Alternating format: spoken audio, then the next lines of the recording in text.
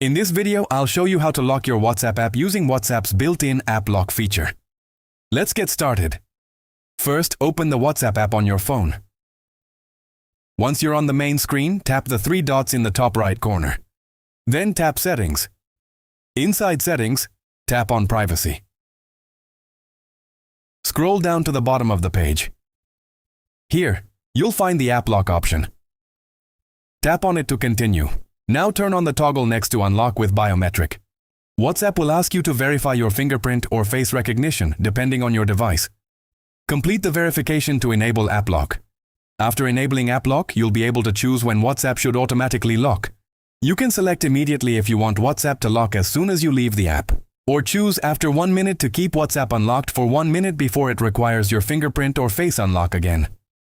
You can also select after 30 minutes if you prefer a longer delay before the app locks. Simply choose the option that best matches your privacy and convenience needs. You'll also see an option called Show Content in Notifications.